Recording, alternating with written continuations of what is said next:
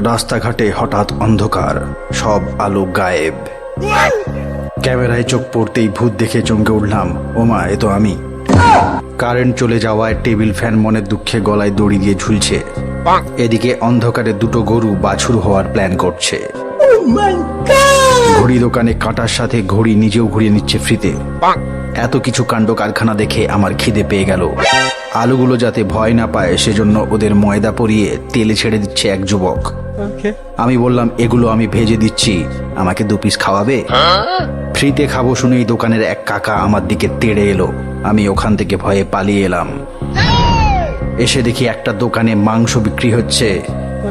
মাংসের রং দেখে আমার জিভে জল চলে এলো।